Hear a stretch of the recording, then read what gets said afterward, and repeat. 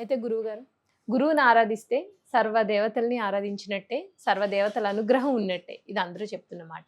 అయితే గురు చరిత్ర పారాయణానికి కొన్ని నియమాలు పాటించాలి. అలాగే గురు చరిత్ర పారాయణ చేస్తే కంపల్సరీ కోరికలు నెరవేరుతాయి. అది నాకు కూడా స్వీయ అనుభవం. నేను చాలా సార్లు ఇది అనుకుని చేస్తే కనుక గురు చరిత్ర పారాయణ చేశాను. దానివల్ల నేను చక్కటి ఫలితాలు పొందాను. ఆ గురు చరిత్ర పారాయణ చేసేటప్పుడు ఎటువంటి నియమాలు పాటించాలి? ఎలా పారాయణ చేస్తే మనం అనుకున్న కోరికలు నెరవేరుతాయి అనేది మీ ద్వారా చెప్పండి. అమ్మా, ఈవేళ గురువు అనుగ్రహం కావాలన్నా, మన చక్కటి పరిష్కారాలు అవ్వాలన్నా, మీరు అడిగిన దాంట్లో ఏమిటయ్యా దీనికి ఏ గురువుని ఆరాధిస్తే చక్కటి ఫలితాలు వస్తాయంటే, ఇక్కడ ముగ్గురు గురువులు ఉన్నారు. దత్తాత్రేయ స్వామి గురువే, మేధా దక్షిణామూర్తి గారు, ఆయన మహానుభావుడు. ఆ మేధా దక్షిణామూర్తికి కొలిచినా సరే, ఆఖరికి సాయిబాబా షిర్డీ బాబా గారిని కొలిచినా కూడా సాయి చరిత్ర 41 రోజు పారాయణ, లేకపోతే 7 వారాల పారాయణ ఉంది. 7 వారాల పారాయణ ఉంది, చక్కగా 41 రోజు పారాయణ.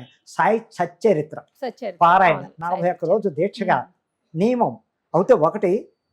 ఇప్పుడు దైవకార్యంగా సాయిబాబా గారికి నియమనిష్టలు ఉండవు. అంటే నియమనిష్టలు లేకపోయినా కానీ పాటించే విధానం చెప్తున్నాం. అమ్మ, అంత కఠినంగా ఉపవాసాలు లేకుండా చక్కగా పరిష్కారం ఎలాగయ్యా అంటే, సాయి దత్త చరిత్ర పెట్టుకోవడం, చక్కగా 41 రోజు, రోజుకు 2-3 అధ్యాయాలు ఓపుకొని ఆఖరి 41వ రోజు పూర్తిగా అయిపోవాలి. దానికి రెమెడీ ఏమిటయ్యా అంటే, చక్కటి ఆయనకి కావాల్సింది ఈ శనగలు కూడా రెమెడీ ఇవ్వచ్చు.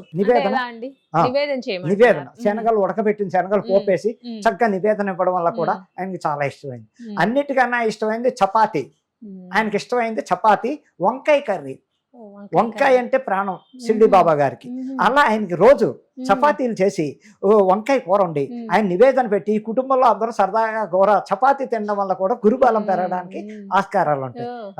సచ్చరిత్ర పారాయణ చేస్తూ ఉండగా అయిపోయాక 41 రోజులు షిర్డీ దేవాలయానికి వెళ్ళి అక్కడ ఆయన దర్శనం చేసుకుంటే అసలు చాలా, అందులో కాషాయ వస్త్రాలు వేసుకుని చక్కగా ఆ బాబా గారి దగ్గరికి వెడితే తప్పకుండా మోక్షం పొందడానికి, మన గురుబలం పెరగడానికి, గురుడు జాతకంలో వీక్గా ఉన్న వాళ్ళకి ఏ రకమైన ఇబ్బందులు రాకుండా చూడడానికి ఇలా పారాయణ చేసుకుని ఆయన దర్శనం షిర్డీ దర్శనం చేసుకోవడం వల్ల కూడా ఎన్నో మార్గాల్లో ఆయనకి మన బలం. అలాగే దక్షిణామూర్తి, మేధా దక్షిణామూర్తి కూడా చక్కగా 41 రోజు ఆయన కూడా ఉంది. ఆ దక్షిణామూర్తి పారాయణ చరిత్ర చక్కగా చదువుకుంటూ ప్రతిరోజు ఆయనకి శనగల నివేదనిస్తూ, ఆయనకి చాలా ఇష్టం దక్షిణామూర్తి శనగలు అంటే ప్రాణం. అలాగే ప్రతి గురువారం దగ్గరలో ఉన్న దక్షిణామూర్తి దేవాలయానికి వెళ్ళడం, శనగలు నానబెట్టిన శనగలు దండగుచ్చడం మెడలో ఆయనకి ప్రతి గురువారం వేయడం వల్ల కూడా గురుబలం పెరగడం. అలాగే మేధా దక్షిణామూర్తి గుడి దగ్గరలో ఉన్నవాళ్ళు చక్కగా, లేకపోతే కొంచెం దూరం ఉన్న వారానికి ఎర్లీ మార్నింగ్ ఆ గుడి దగ్గర వెళ్ళడానికి చూసుకుని వీలు పాలు చూసుకుని చక్కగా ఆ రోజు దర్శనం చేసుకుని ఆ గుడిలోనే శనగల దండ వేయడం వల్ల కూడా గురుబలం పెరుగుతుంది. గురువు వల్ల వచ్చే ఏదైనా ఇబ్బందులు ఉన్నా, ఆ వ్యక్తిగత జాతకంలో గురువే బలం లేకపోయినా దక్షిణామూర్తి పారాయణ చేసుకుంటూ చెయ్యడం వల్ల కూడా ఎంతో ఉపయోగాలు ఉన్నాయి. ఇంకా దత్తాత్రేయ స్వామి ఉన్నారు. దత్తపీఠం మనకి ఎక్కడ ఉంది అంటే అసలు రియల్గా గానగాపూర్. అసలు ఫస్ట్ ఈస్ట్ గోదావరి పిఠాపురం. దత్త పుత్రిక అక్కడే పుట్టాడు ఆ మహానుభావుడు. అనసూయకి పుట్టడం అక్కడే ఆయన జన్మంతా చెప్పాలంటే దత్తాత్రేయుడు. అక్కడి నుంచి ఆయన భిక్షాటన బయలుదేరి దేశాన్ని ఉద్ధరించడానికి వెళ్ళిపోయాడు. అటువంటి దత్తాత్రేయ చరిత్ర పారాయణ, దత్త పారాయణ, దత్త చరిత్ర అంటారు. అది కూడా 41 రోజు విడవకుండా నిష్ఠాపత్తులతో తడి బట్టలు కట్టుకోవాలి ఇదని లేదు. చక్క కాషాయ పంచి ఉంటే కాషాయ పంచి ఇంట్లో ఆ పూజ టైంలో చక్కగా చేసుకోవడం, అది పక్కన పెట్టేసి మళ్ళీ వృత్తి ప్రకారంగా మన ఏ జాబులో ఉన్నా వ్యాపారం ఉన్నా వెళ్ళిపోవడం. అలాగే ఒక్క వారం గురువారమే దత్తాత్రేయుడి గుడికి వెళ్ళడం, ఆయనకు కూడా శనగలు నివేదన ఇవ్వడం, చక్కగా ప్రదక్షిణాలు చేసుకోవడం, ఆయన్ని మనసావాచ నమ్ముకుని చక్కగా ఈ చరిత్ర చదువుకున్న వాళ్ళు కానీ ఆయన దత్తపారాయణ చేయడం వల్ల కానీ అనేక రకాల ఉపయోగాలు, గురుబలం పెరుగుతుంది, అన్ని ఇబ్బందుల్లోంచి బయటపడడానికి ఆస్కారం తప్పకుండా ఉంటుందని చెప్పడానికి చాలా 100% జరిగి తీరుతుంది. గురుబలం పెరుగుతుంది. ఎవరైతే ఈ దేవుళ్ళ ముగ్గురిని ఆరాధించారో చక్కగా ఉంటారు. మీరు ఇందాక చెప్పినట్టు బాబా గారి పారాయణానికి అన్ని నియమాలు పాటించగలదు, కానీ దత్తాత్రేయ స్వామి వారి పారాయణకి మాత్రం కొంచెం నియమాలు కఠినంగానే ఉంటాయి కదా, ఆ నియమాల గురించి చెప్పండి. దత్త పారాయణకి, సాయి పారాయణకి, దక్షిణామూర్తి పారాయణకి నియమాలు చాలా ఉంటాయి.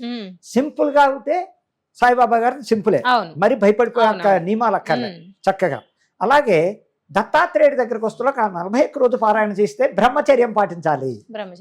బ్రహ్మచర్యం పాటిస్తే ఎంతో చక్కగా ఉంటుంది. అలాగే కింద చాపో ఓ బెడ్షీటో వేసి పడుకోవాలి, కానీ సోఫాల మీద మంచాల మీద పడుకోకూడదు. పడుకోకుండా ఆ దత్త చరిత్ర చదువుకుంటూ రాత్రిపూట ఆ దత్తనామస్మరణ చేసుకుంటూ నియమాలు పాటిస్తూ ఉంటే ఇక విపరీతమైన గురుబలం పెరగడం, ఆ వ్యక్తిలో ఒక తేజస్సు రావడం, ఎక్కడికి వెళ్ళినా అబ్బా మంచివాడరా అనే ఒక పేరు ప్రతిష్టలు రావడం. అప్పటిదాకా మన తిట్టిన వాళ్ళే ఏదో అబ్బా ఈ మధ్య ఇలా మారో చక్కగా ఉన్నావే పోలే భగవంతుడే అనిపించుకునే స్టేజ్కి పెడతారు. అనేక రకాల ఉపయోగాలు ఉన్నాయి. అలాగే ఇంకా దక్షిణామూర్తి చాలా రెమెడీ చేయాలి. దక్షిణామూర్తి విషయంలో చాలా కఠినంగా ఉండాలి. ఎలాగంటే చెప్పులు కూడా వేసుకోవద్దంట. 41 రోజులు చెప్పులు కూడా చెప్పులు కూడా వేసుకోకుండా దక్షిణామూర్తి చరిత్ర చదువుకుంటూ ప్రతి గురువారం వీలుంటే దగ్గరగా ఉంటే రోజు వెళ్ళచ్చు. దక్షిణామూర్తి గురుబలం పెరగాలన్న దక్షిణామూర్తికి విపరీతమైన రెమెడీ ఏమిటంటే వాళ్ళు కూడా ఇంట్లో చక్కటి చాప వేసుకుని దిండు లేకుండా ఏ బట్ట ఒత్తు పెట్టుకుని చక్కగా తల కింద పెట్టుకుని ఆ నామస్మరణ చేసుకుంటూ 41 రోజు నిష్ట ఏమిటాయి అంటే ఒక పూటే భోజనం, రాత్రి భోజనం చేయకుండా చక్కటి పలహారం పళ్ళు తీసుకొచ్చేయించు. మార్నింగ్ భోజనం చేయాలి, రాత్రి మానేయాలి. అసలు దీక్షలో చేయవలసింది మనం ఏ అయ్యప్ప దీక్ష అయినా ఎవరైనా ఏ దీక్ష చేసినా మార్నింగ్ తినచ్చు, రాత్రి పలహారం చక్కటి మరి ఏవి కాకుండా తక్కువగా తింటూ ఆ 41 రోజు నిష్ట పాటిస్తూ బ్రహ్మచర్యం పాటిస్తూ అంతే అమ్మా చక్కగా చేసుకుంటూ ఆడవాళ్ళ దగ్గరికి వెళ్లకుండా నిష్ట నియమాలు పాటిస్తూ చేయడం వల్ల బా దక్షిణామూర్తి అనుగ్రహం ఇలా ఉండదు. ఎంతో ఎంతో బలవాన్ని ఇచ్చి ఆ ఇంట్లో బాధలు పడుతున్న కుటుంబాన్ని ఒక లెవెల్కి లాక్కొచ్చి అన్ని రకాలుగా ఉపయోగపడతాడు మేధా దక్షిణామూర్తి. నియమాలు చెయ్యండి, ఆ నియమాల వల్ల చాలా ఉపయోగాలు ఉన్నాయి. శ్రద్ధాభక్తులతో చేయండి, మొక్కుబడికి చేయకండి. నా దగ్గర ఉన్నాడు దేవుడు, నా దగ్గరే కూర్చున్నాడు నా దక్షిణామూర్తి, నేను మనసావచ కర్మణ వేరే ధ్యాస పెట్టుకోకుండా పారాయణ అంత పర్యంతం నేను అన్ని రకాలుగా ఎటువంటి నియమాలు పాటించాలి, ఎలా పారాయణాలు కంప్లీట్ చేయాలి అనేది చాలా చక్కగా వివరించారండి. ధన్యవాదాలు. నమస్తే అమ్మా.